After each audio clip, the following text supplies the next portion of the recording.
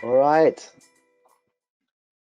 Hello, everyone. Thanks for joining another session with AFDigital. We're very happy to be here today.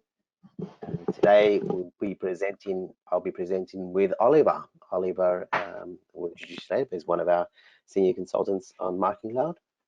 And Hello, today's topic is, guys. yes, thank you, Oliver. And today's topic is data segmentation. So we'll just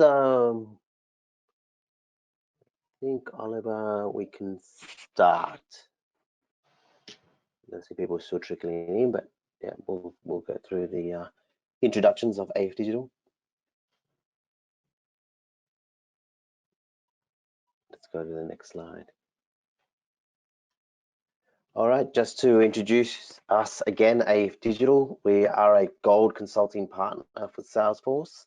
We essentially work and have those cloud specifications. We're a trusted partner, and we work within Sales Cloud, Service Cloud, Marketing Cloud, Community Cloud. Obviously, today's webinar is on Marketing Cloud and how you can best use data segmentations within using your Marketing Cloud. But we provide advisory and strategies, which we call health check, quarterly business review, platform guidance. We create roadmaps, recommendations, and for our customers' digital transformation journey. Essentially, we work with ISV partners who help in facilitate a greater footprint of how you're trying to best provide a great experience for your customers. We are listed on the App Exchange. I've got that link down there. So if you want to read some reviews on AFDigital, go down to the App Exchange and search for AFDigital, and you'll see there some reviews and our certifications.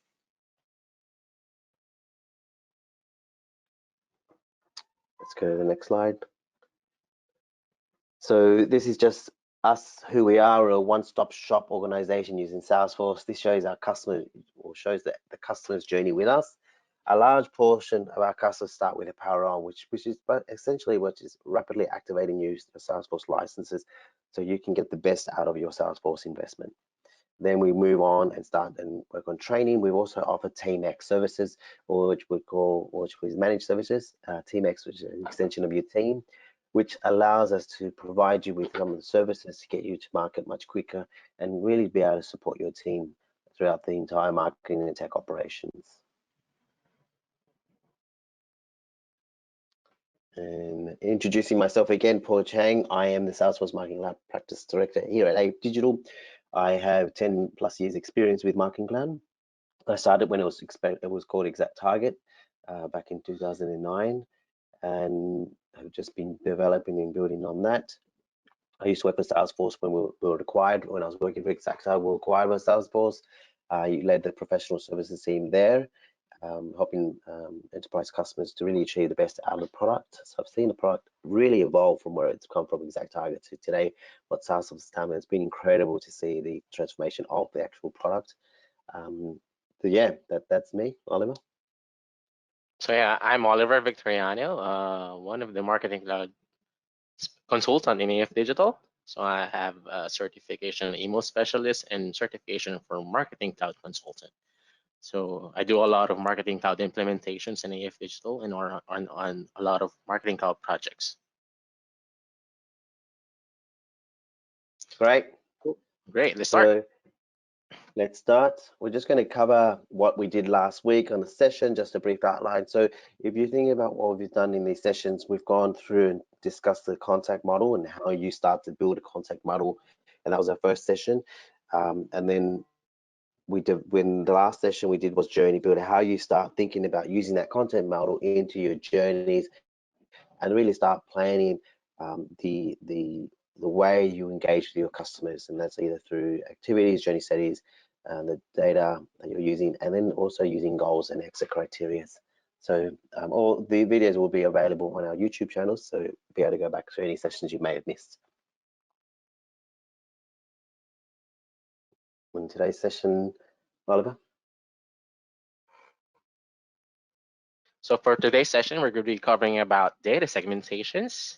And on that data segmentation, we'll be talking about the different types of segmentation in Marketing Cloud, like the data relationships, tracking extracts, data views, send logs, alias tagging, measures, and can show you how to automate and segment a filter activity.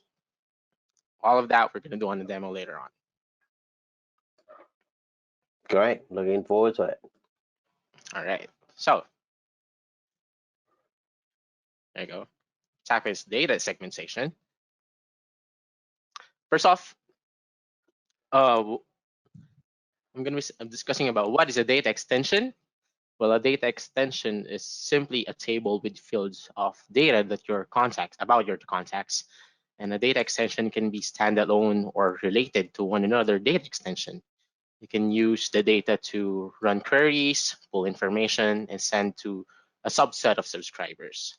And you can also manually import data extensions, or you can automate to import through Automation Studio or through Marketing Cloud API. So here we have three different types of data extension. We call them the standard data extension, filtered data extension, and random data extension. Paul? Yeah, I mean, if you think about data extensions, it's really about what type of data you would like. So if you look at the standard, it's just really having you build the fields into the data extension, you make a relationship. Filter data extension allows you to build a filter from a standard data extension. So we'll talk much more on that.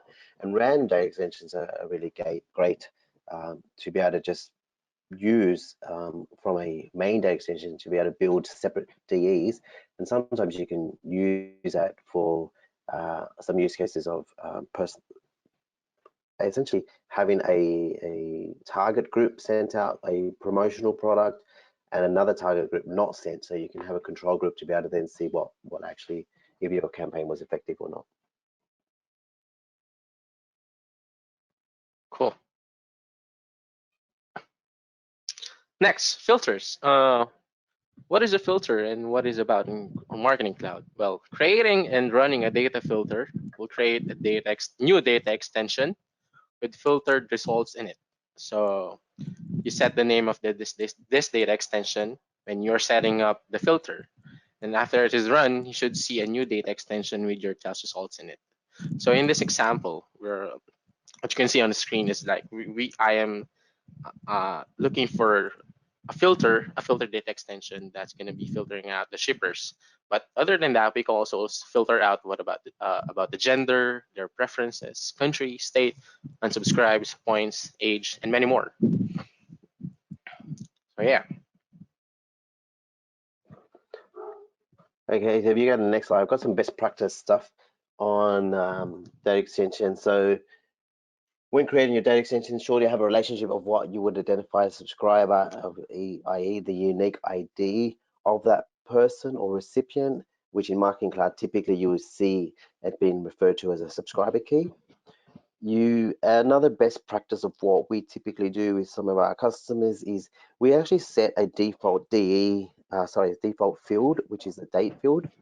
And that allows you to know when that data was imported or added to that data extension. It's good so you can understand when people are coming through, when it's been imported, if you want to look at data hygiene, things like that. Just one note that the system or Marketing Cloud actually sits on the US servers and it uses the central time. So in your filters, when you create, if you want to use those of when someone's been added to the DE, you would have to ensure you know that it's been added 17 hours or so before, or there are ways to convert that after the fact. We're using SQL query, but just a note to know there. And as I said before, random data extensions are great to use when you want to split data for testing purposes as a control group. We have used it as well for creating when we do IP warmups. So we're able to then just do random splits based on the domain to then have each day split up for the sends. That's my best practice on that. Oliver, we can go to the next slide.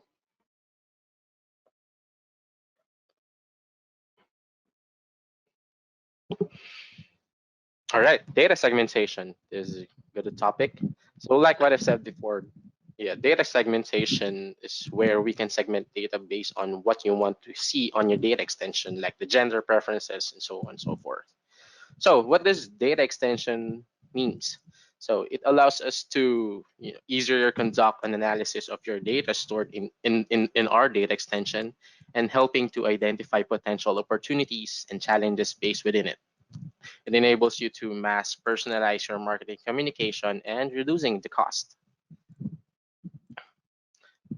Paul, do you want to add Yeah. on it? So as you can see there, just really as you can see there in that picture, really allows you to identify. You've got a cluster of your data sitting there, and we're trying to find insights and trying to find segments of people that really relate to certain things in about your behavior or things like that. So there's just how you can split it out, and that's what we're trying to focus on today, is how you're going to be able to segment your data within using the Marketing Cloud app. Next one. Next. So first topic on the data segmentation is the data relationships. So what is a data relationship in Marketing Cloud? So we use data relationship to relate two data extensions based on a common column contained in both data extensions. And we can apply it as a filter on two data extensions to create a new segment of data. So in Email Studio, it specifies that a column in a one data extension contains the same kind of information as a column in another data extension or a subscriber attribute. Yeah, I've got the next slide if we just talk about best practice. So what we've discussed there is data relationships, and so data relationships is a fantastic tool, and a lot of my customers didn't even realize it was there. So what you've got there is, I've got this, you don't need to know SQL or SQL, however you want to pronounce it, to be able to join two data extensions. What I mean by joining two data extensions is that you would have one data extension with your customer data, and then you might have a different data extension which has your transactional data. So how do I then start building segments based on those two data sets? And I don't know SQL. So what Oliver was showing there, and we'll go through the demo, is actually how you can combine two data extensions to then build a relationship, to then say, okay, now I want to find everyone who's transacted, for example, has bought a TV, and I wanted to then be able to target them and with some marketing. So that's how you would build that relationship. And the only thing to use, you'd need to know in both data extensions the identifier between the two. So for example, one the customer data, I would have a customer number, and then the orders transaction data, I'll have a customer number in there, and that's the relationship that will then be able to identify me. And that's a one-to-many relationship. So I could obviously have transacted many times, but it would only bring back me as a unique person who has purchased that TV. And then if I had purchased other things, it'll bring me back with those segments as well. But yeah, that's one of the main use cases, and really it's about having this in your hands to not be able to need to know SQL. Cool. Thanks, Paul. Next topic. Another type of on the data segmentation is the tracking extract. So what is the tracking extract? Tracking extract provide granular tracking data for import in Email Studio into external systems. You can use tracking extracts to export granular data regarding several different aspects of email send jobs, such as clicks, bounces, survey data from Masterclass. Actually, it has a lot of extracts that we can do. So you can use it to import an automation or in a system. So yeah, best practice, Paul. Yeah, so we talked about tracking extracts on a previous session, but basically what we're saying here is that tracking extracts is a great tool as well to be able to get segment data. This actually is, again, from my perspective, if I don't know SQL and obviously won't have SQL to access the data views, then I can use tracking extracts because it does give me the same data. It gives me the clicks, opens, and things. So essentially, you can create a tracking extract, and once you create the tracking extract, you export that data out and then re-import them into data extensions, and then you can use that data in that way. But it is available, and this is the only reason I'm bringing it up, because there are other data points in there, which I'm not sure if you want to use for segmenting, but there is spam complaints, which if you want to know if anyone's clicked on the spam, and then not sent. As if you know, Marketing Cloud, we use the list detective at the time of send when you're using from DEs, which means that you don't, if you send to 100,000 and then only 80,000 go through, you're thinking, well, why didn't 20,000 go through? The not sent report or tracking extract will provide you that as well. So that's another segment that you can think of what's happening with that segment and why they're not sent. Cool. Thanks, Thanks, Oliver. Paul. Oh, cool. Next is the data views. So data views, we provide the data from the metrics that can help you drive your analytic efforts to the top. And then we can query using the Automation Studio for up to 6 months of Marketing Lab subscriber and journey information. So these are the different types of data views that we have in Marketing Cloud. We have the bounce, click, complaint, for to a friend, journey activities, open, send, and unsubscribe. Actually, there are a lot more data views that that I can show you here, and many more.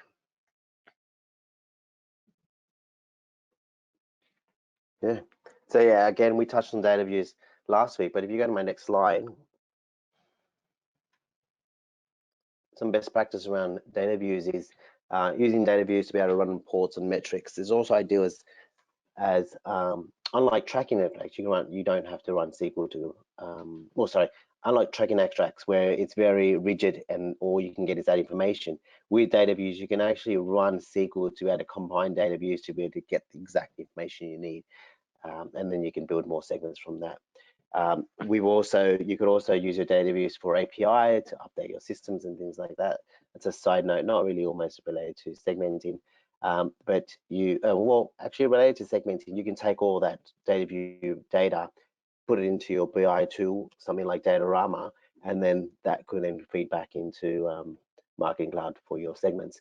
And I guess the other use case for using data views is if you want to use SQL for if you prefer to use SQL, then we've used journeys for goal attainments on click. So if you know Journey Builder, if you want to set a goal attainment based on someone who's clicked or has opened a product that's not actually there, you can use an engagement activity to see if they've clicked on it, but it's not a goal attainment. So typically what you'll do is run a data or a SQL on that data view and then have it sit into a DE that you can then reference to make sure that that person has clicked, and then that could be a goal attainment that way. All right, thanks, Paul. Cool, we're on send logs. So what is send logs? Send log is a data extension that is created to store specific data in your email. So beyond the information stored in the tracking. So you can use a send log to track additional information about the send based on what matters most to your business. So we have different types of send log data extensions. So we have the SMS send logging, push notification send logging. Of course, we have the email send logging data extension, and the send logging for user initiated and trigger send. So those are the different types of send log data extension. And for the best practices, Paul? Yeah, so you're able to actually filter off send logs to create segments. So this is a great tool. So a send log is actually just capturing all the sends that happen once you send a Marketing Cloud. So only successful sends are in there. So you're able to then add additional fields so that you can actually segment based on it. So you can add, let's say first name, last name, whatever data is being pushed through from the data extension can be added as long as the field names are correlate and correspond to what's in the data extension. The send log will pick those fields up. You can actually even write more ham script to push more data to the send log. You can also send through, for example, the view online link as well. A good use case for using the send logs, not so much as a segment to send to, but a segment for exclusion. So a use case there would be to be able to use a send log to be able to know if someone's received an email in the last 7 days, then they should be excluded from any sends because you're trying to do frequency capping so that they're not receiving too many emails during the week. So that's a good use case for using send logs and building out a segment that way. All right, thanks. Okay, next topic is about the alias tagging or the tracking alias. So here, My favorite. So yeah, that's our favorite. Get the statistics of who's clicking in the text, a button, or an image which has a link in our email. So what you can see here at the GAF, they're showing It provides a friendly name of your URLs that are easily recognizable on your tracking report. So example here, there's an example code here in HTML that's saying that that anchor tag, the register, is Marketing Cloud is adding up an alias code inside the HTMLs. And that's what you insert in the tracking alias. It's a Corona Crisis Health. So any best practices about here, Paul? Yeah, so as you can see there, it provides a friendly name for your URLs, but I do really resonate well, and I love alias tagging, and some of my customers, when I hear it, they say, oh, that's fantastic to hear. Essentially, alias tagging allows you, not only give you a friendly URL or friendly name for your URLs. For example, let's say you've got a long URL, you go to your tracking reporting, and like, oh, that's a high click on that particular URL. What is that URL? So you have to click on it to see where it's going to. You're like, oh, okay, that's great. Instead, if you have friendly URLs, you can actually just see straight away, oh, that click was to the web page for this particular product. Wow, that's really good engagement. And then if you need a report or send those tracking reports to anyone else, at least they can have that friendly URL sitting there. But the other thing where I like to suggest or recommend to use alias tagging is really around having it for segmentation. So alias tagging is what we call is a friendly name for a URL, but what I like to do is we can use it in measures, and we'll talk through measures after this as well. But essentially, if you think about the strategic way of a naming convention for your alias tagging, which means anyone who clicks on this link, I want to put a strategic or naming convention. So I've got an example there, for example, brand underscore product category underscore product. So if you think of it like a funnel, at the top of the funnel, I just need to know everyone who's clicked on this brand, and that will give you that. But if you want to get more granular, then you want to make sure that your naming convention suits or fits that, the availability for you to segment granular. So for example, if I want to find everyone who's clicked on this particular brand from this category and this particular product, then with my naming convention set correctly, I will be able to find that whole segment and then be able to target them using measures to then be able to then be more relevant. So if I've got a special promotion coming up or anything like that, I can say, okay, who has previously clicked on this link? Then let's send them some more targeted comms on that. So it's really good at being able to segment and understand your data. Another use case for using alias tagging is what we've done in the past is that you could actually use this data and take it all out. It's actually sitting in the data view for clicks. You take that data out, you put it into your data extension in Master DE, and then you start counting who's clicking on that. So you can now start to see the engagement of a particular brand from a particular person. So all of a sudden now you're building out a engagement metrics of a brand to a person, which then you can easily segment and then you can use for future sends. So it's really good.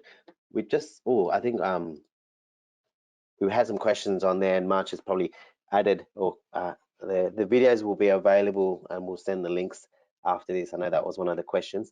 And then the triggered send customer key, I think, was the other question. It's if you're doing triggered sends is what would be represented there. It doesn't always pop up if you're not doing any triggered sends. So a triggered send is essentially a send that's been done by an API, which is triggered out that way. Hope that answers it. We had one more question, but I missed it. Marcia, what was the other question that we saw? Hi, there? everybody. The question was from Brandon, if you can create a data filter of a data extension using fields from a separate data extension, and you can if you build that data relationship between those two data extensions. Yes, and we'll show you how that looks once we go into data relationships and how you can use that. And just one, I think I missed actually on that, the data relationships. When you do build data relationships,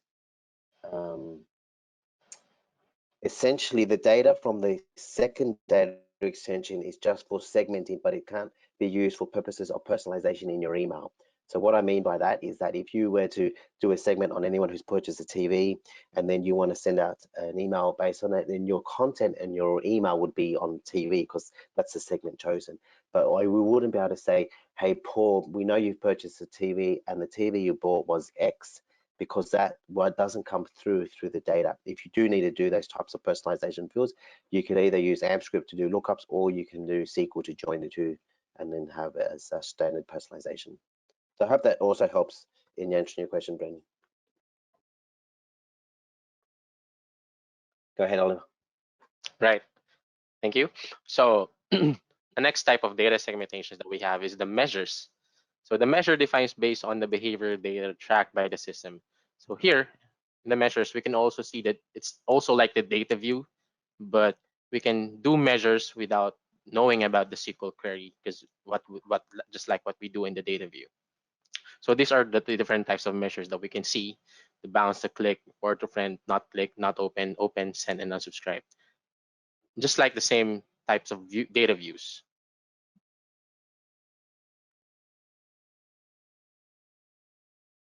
Yeah. So later we're going to be I've got, showing about how to do the measures.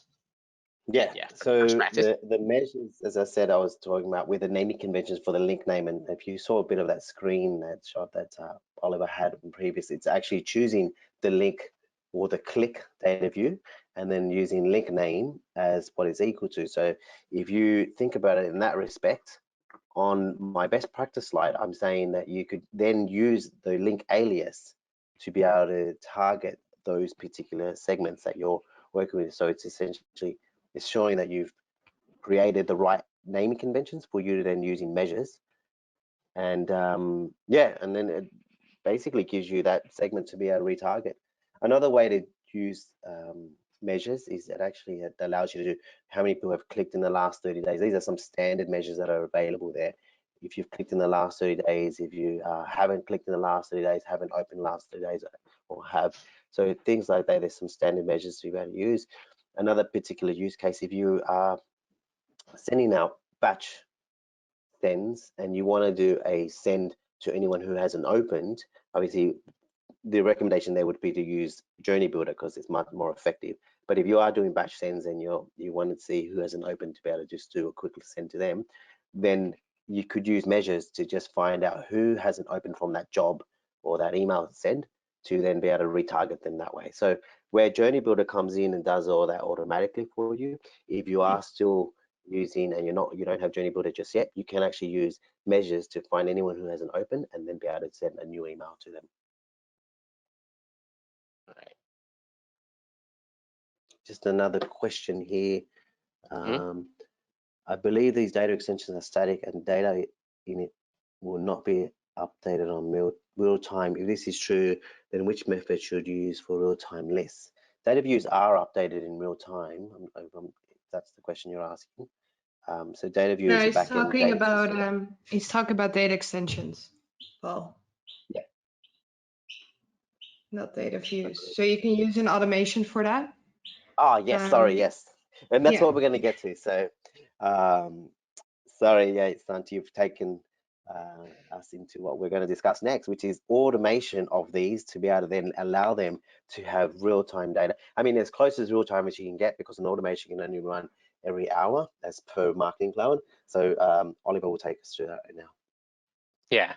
So next, regarding the topic, so how do we automate segmentation with the filter activity? So here in Marketing Cloud, we think about, we have three different basic steps process to automate the filter activity. First is we define the filter in your data extension. That's where we would define the filter on what we want to see on the data extension. Second is define which filter is used for the filter activity.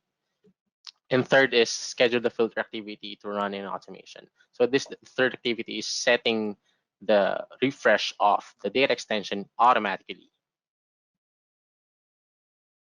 Just like the GIF that you can see here. Yep. So yeah, just to remember about it from some of my experience. Get next slide, Oliver. So when creating the filters, remember that you can create them manually. So, but if you do create them manually, it means you have to refresh them manually every time before you send. So the automation allows that to happen every single day or every single hour. So sometimes you can actually run this automation every hour. So then you can see that it's been updated automatically. Typically, the use case is, you know, I've got a segment that I want to send to regularly. So I want that updated before I start the day every morning. So we would suggest that you run that automation you know, maybe 6 a.m. in the morning or 7 a.m. before you send, things like that. Just remember when you are running some of these automations to not conflict with any other automations that you're running at the same time that are accessing the same data. I've got there also, if you want to click filter counts. So yeah, so one of the things that happens is when you do create filters and do it manually, you actually can see a count straight away. And sometimes that's useful to see whether it's benefit that this filter should be run automatically every single day or not. So what that means is that you'll run a filter, you'll refresh it, it'll say, okay, there's about 20,000 people in this count. Yeah, I think that will continue to grow, so I'm going to have this as an automation. When you do build the automation, because you've already run it once, you would have to create a new data extension. And essentially what I'd recommend is going back to the other one that you did manually and deleting that one. So you've got a fresh one that you're working off every time. So you don't get confused on the manual one to the automated one. I've got there a use case is to run a straight filter count to test if it's big enough. That's what I discussed. And then remember all these segments, everything we've discussed today with segments, and we'll get, the next is the demo, which is always good, is that you can use them in batch send, journeys, and even SMS. So it's really effective to start thinking about your segmenting, even with SMS, that you just don't have to batch and send to everyone. So today you can actually use data extensions to send to for your SMS. So make sure you've got enough fields in those SMS data extension that you can allows you to filter off and be able to create segments for SMS. Remembering SMS is a very personal channel, so just take note on how you do use SMS. But yeah, that's talks about the theory around segmentation and data segmentation. And now I think what we want to do is jump into the demo. Yep, the demo is the exciting part.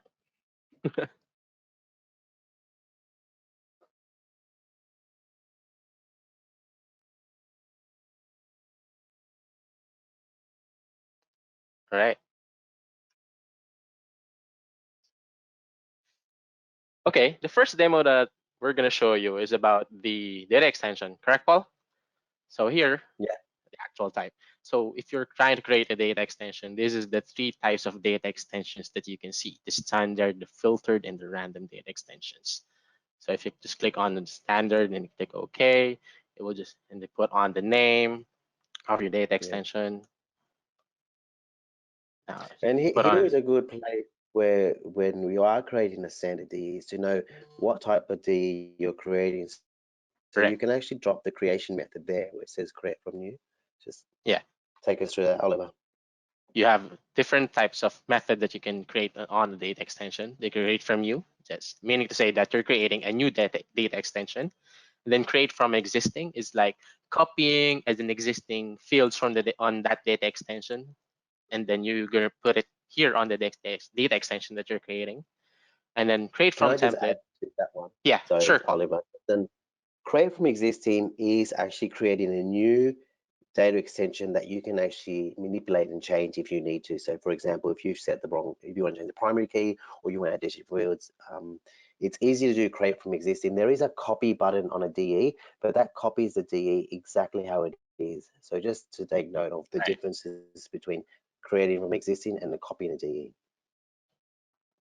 And then Paul, go on, continue from the template. Yeah. So so create from a template. This is where you'd create from. Template is allowing you to create sendlog. As you can see there, you can then create sendlog from there. You can also create an SMS sendlog as well. So you can only have one per business unit. Yes. But yeah, this is where it helps you when you want to build that sendlog. And as I said, once you build that sendlog, it actually has some standard fields there. However, you can then add additional fields to that sendlog. And remember what I said was as long as the fields that you add in here are correspond to the data extension that you're sending to, then it will pre-populate with the data in here. Right. So what, just like Paul mentioned, only one sendlog are allowed in one BU. So if you're trying to create a new sendlog BU, it not allowed. Marketing Cloud won't allow you to create a new one. Right. Yeah. So yeah, that's just how we build data extensions. It's just maybe very simple. to understand.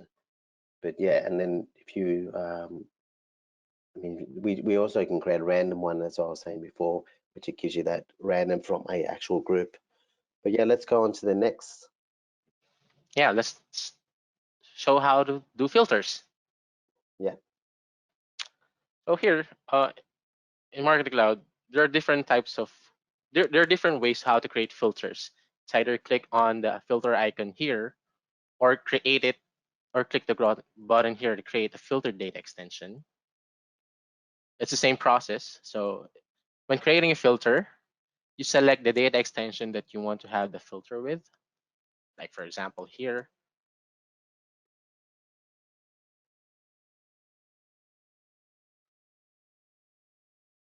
And the next view will be like showing the pane here on the left. It's all the fields that you have in your on your data extension. Like for example, we're gonna have the age, filter by age. That is, we're gonna be filtering about greater than 18. So what we did here is we're filtering out the age that is greater than 18 years old. So like on the filter data extension that we expect is that you're gonna have the data greater than 18 years. And save. Just as you're doing that, there's a question on the send logs. Brilliant. Sure. Yes, you can have two send logs. What I meant, there's only one email or one SMS. You won't be able to have two different send logs for each channel. So two emails, two SMS. So yeah, yes, the typical scenario is you'll create one for email and one for SMS if you have Mobile Connect. There you go. Based on what we filtered out, we have 60 records that is more than 18 years old on our data extension coming from the customer data extension. Okay, that's how you create a filter. There you go. There's a data extension. Oh, by the way, when you're creating a filter, the folder that's going to be placing where your filter is being saved is where the folder that your data extension came from. Next is I'm going to show you how to create a filter filter criteria.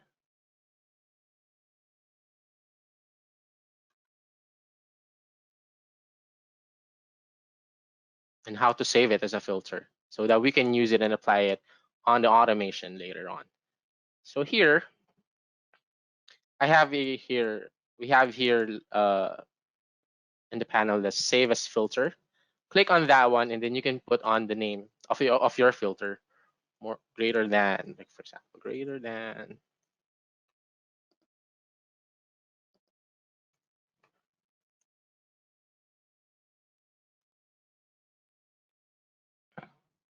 Or above.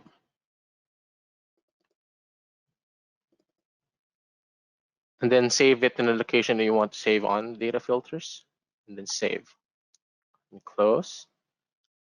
So once you go back to the data extension view, you can see here in the data in the and on the left side, we have a folder here at the data filters. This is where the filter is saved, and later we're going to be using this filters on our automation.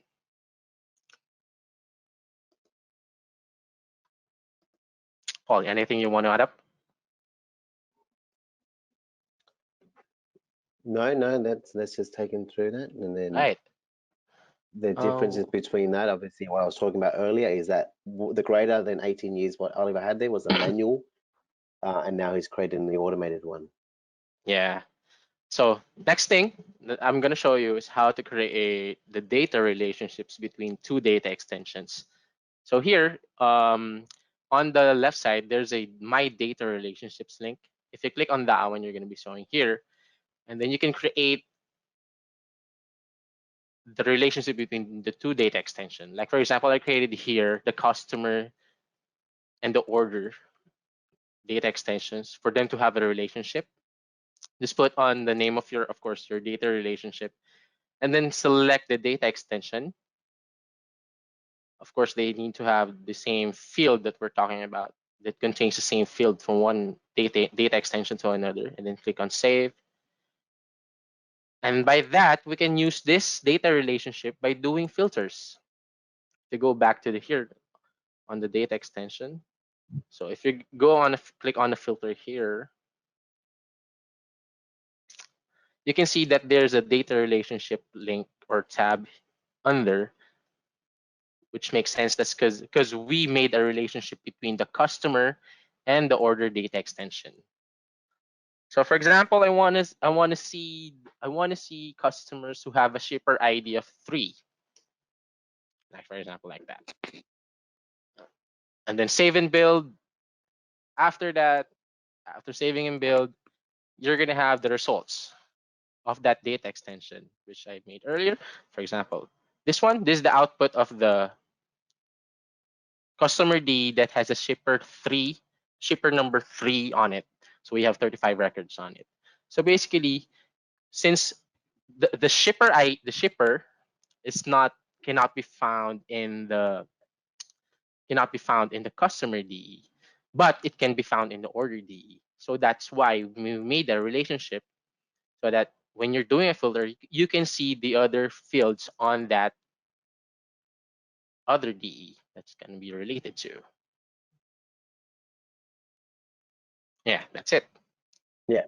So that, as they're saying there, that's how you would select the segments. But as you can see, those other fields like shipper ID won't come through if you click onto the DE that was created. They won't actually come through as The fields. customer DE. They just, Yep. all that we're getting there is the customer details. So that's what I was saying earlier, that you wouldn't be able to say where percent shipper ID percent Yeah. in the personalization. So all you'll be saying, you would construct your email to be based on that actual segment that you've decided to use.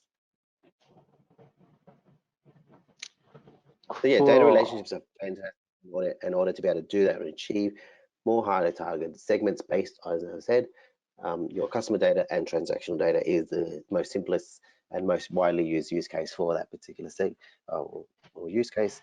And as I said, no SQL is required. As you saw there, we just join it based on the 2 IDs and then hits save, and then you're done. Yep. Good thing here is you don't need to have a SQL expertise to do the data that you want to have. Yeah. Next. So I think the thing that went from that is measures, as you can see. Yes, the measures. First few measures. Yeah.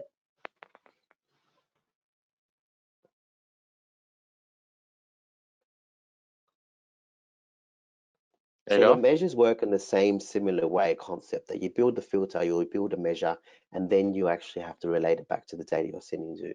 So here are some measures that Oliver has created, and then there are some that are standard defaulted from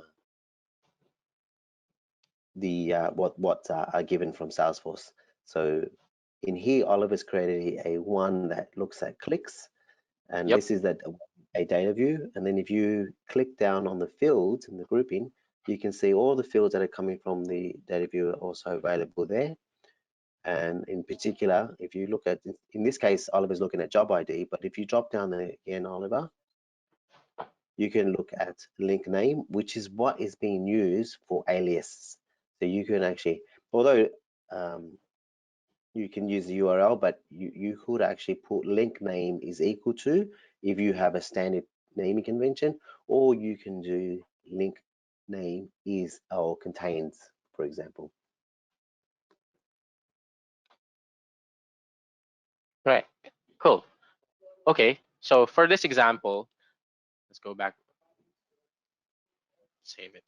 For this example, I'm looking for the job ID that has a 4607546. So here, I'm getting the measures who clicked on to this email that we sent to. So if you're creating that one, let's go to the output data of this one.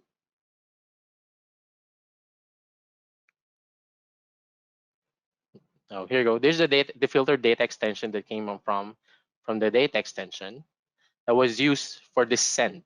It's coming from the Chrono Social Listening Webinar May Invite DE. So this DE is the one we we selected to have the filtered measures in here. I'm going to show you how to insert the measures. So here, same process when we're doing a filter, we just select the measures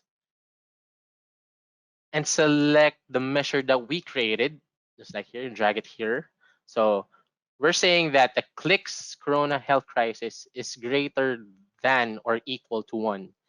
Meaning to say that we're going to be getting all the subscribers that clicked and a link on the email that is greater than 1 time, more than once. Sorry. So the output was on this particular email, we had 61 records that clicked on the links in our email. And basically that's it. So if you have, for example, if you have this particular data that you have, you can get this data and then send them additional follow-up emails or follow-up emails about the corona crisis that we're having right now. That's one example on that use case.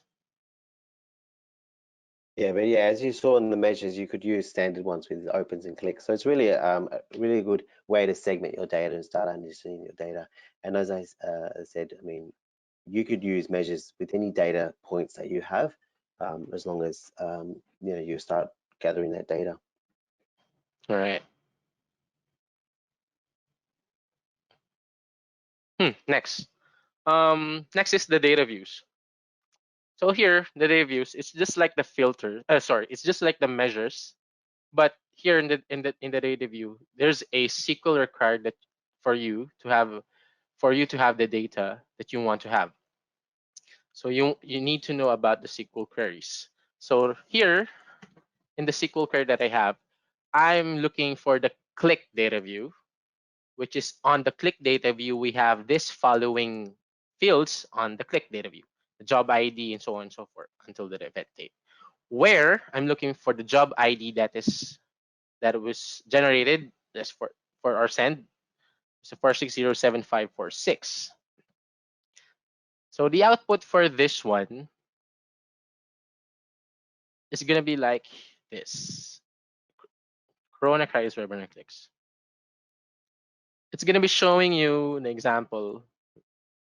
Oh, sorry, it's gonna be showing the data as whoever clicks on your email. So we got 134 records. And it's showing here that they click on it's on this data extension, you're gonna be seeing the different types of links that they clicked on your email.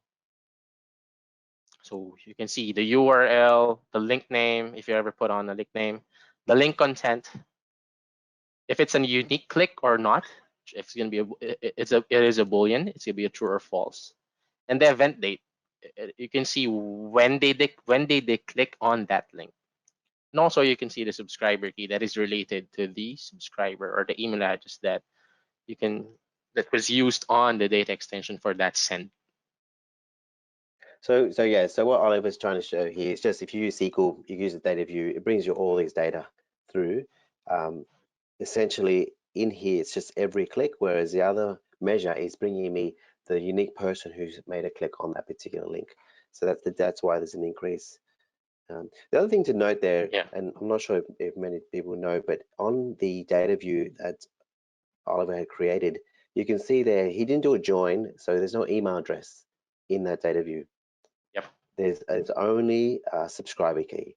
So what that means is you're probably thinking, well, how am I going to send to this data?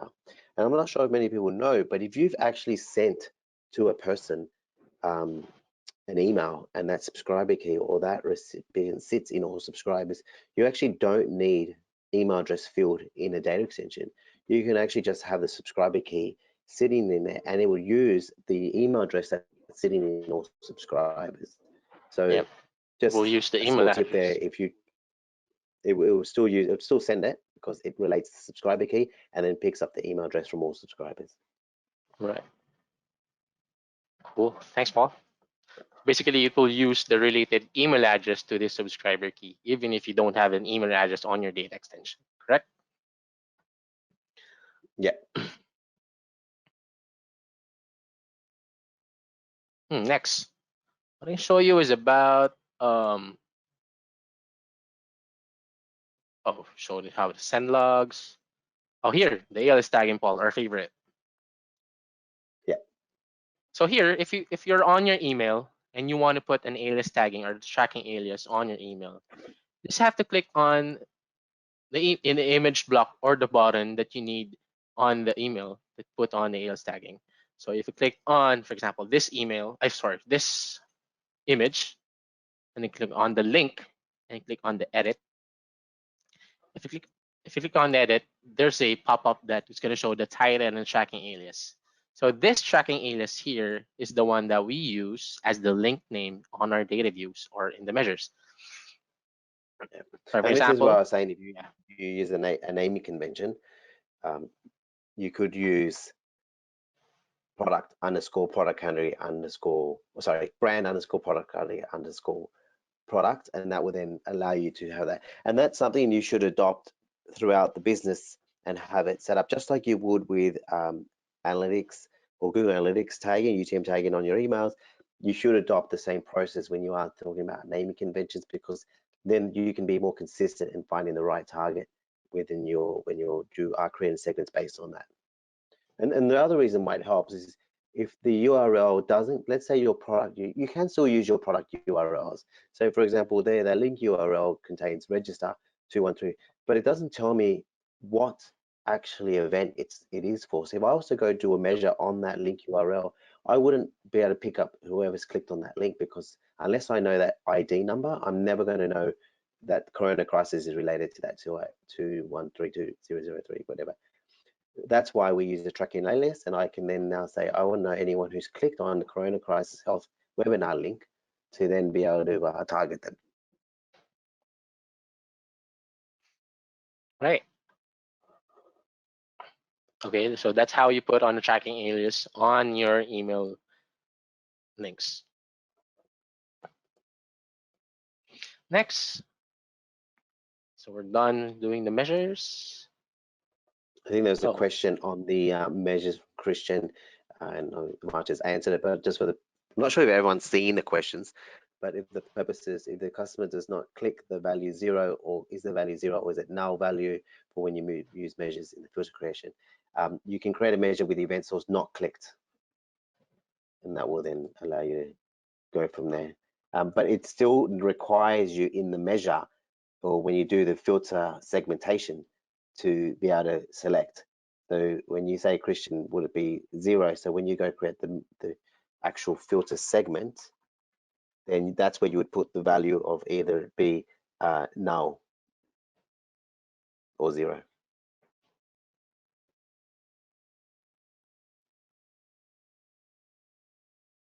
Cool, are we good? Yep. Oh yeah, next, we're gonna show you about how to do the automated refresh of the filter data extension that we have. This is the best part. So for example, we have created a filter, a data filter. Earlier, I created a data filter about the birthday today filter. And then I'm gonna use this one in creating the automated data extension that's refreshing from day to day. So I'm gonna be using this filter on the automation. So if you wanna click on that, click on create activity, and then filter, select the filter. By the way, I created it earlier, so I just have to use this one. So here, it's showing that just put a name on your filter and select the filter activity that we created earlier. The next is, after this one is, we're gonna put on the name of the data extension, of course. I click on the next and click on the finish. So after that, you're just gonna run this filter. Oh, sorry. After that, we're gonna put it on an automation. Use it as an automation, so that from time to time and every day, this data extension would be free, would be fresh. So click on automation, click on the schedule, of course. Schedule like starting tomorrow, every 12 midnight on, of course, the time zone, Sydney. It's gonna be running daily, let's say daily, Yeah. and never So there never you can ends. see daily or hourly, or and the reason why Oliver's chosen never, I mean, you don't have to choose never, but that's just a way of it just continuously running for when you actually stop it yourself. Yep. You can have that automation stop whenever you want to. Yeah. You can always stop this automation anytime you want, and then drag on the filter activity, and then choose the filter activity that we created, Masterclass birthday filter. And then save that. Sorry, save that one. Put on the name birthday master.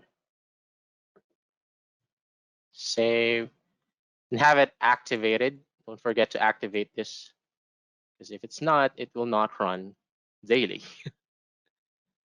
And then, for example, this automation runs, you will have the output of the data extension, which is today based on the customer D that we have here.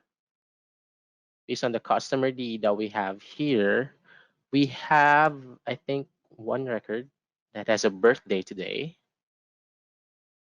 So there's a birth date.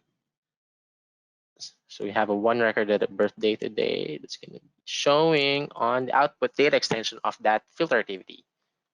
So there you go. So this is the data extension that was generated on the automation. So from time to time, from daily, it will be refreshed on every midnight.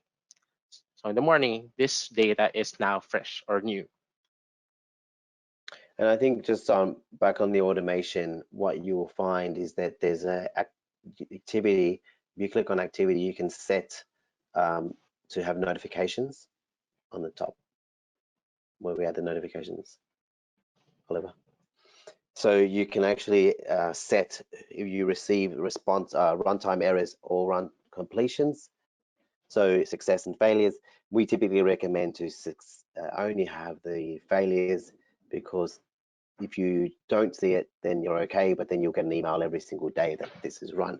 It depends on how you want. Another good tip there is to make sure that it's using an alias, because what you can actually do email address, comma, but it means you have to update every automation if you wanted to add someone on that automation to receive those notifications.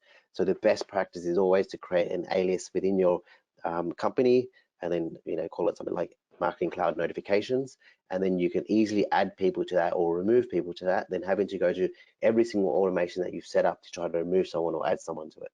So just a small tip there. But we are very at the end of our session, and we think we've answered all the questions. I think the session today, as I said, was based on segmenting, how you segment your data, how you automate that data, how you use measures, how you can use filters to be able to be more relevant and targeted. And these days, we really should be knowing more about our customers to be able to become more relevant and targeted. So using the tools that you have within Marketing Cloud is going to help you drive that customer engagement and make sure customers are continually having a great experiences with your brand because they feel that you know them. That's it for me. Anything else you want to end with, Oliver? Yeah. Oh, I think I'm good. I think the one Okay, there's our Yeah. contact details. So the next one that Oliver will be running is on email build. So just some best practice standards around building your emails. Obviously, we'll cover alias tagging in there again a little bit more. But yeah, if there's any question, or please reach out to us, and you can register for any masterclasses, and the link will be sent to all recipients on where to get the videos. Yep. Yeah, catch us next week. We're talking about the email build. In there, we're going to be talking about how to create templates and how you use it on creating your emails. So if you have you want to have a custom email templates, there you go. Yeah. I'm going to be showing how to create those and apply it on your email builds. also how to do, Right. additional content blocks. Right. Can't wait. Looking forward to it, Oliver. Thanks for your time, everyone. Thanks, Oliver, for taking us through this today. It was a great session. Thank you, All right, guys. bye, Hope everyone. you learned something from today. Thank you. Bye.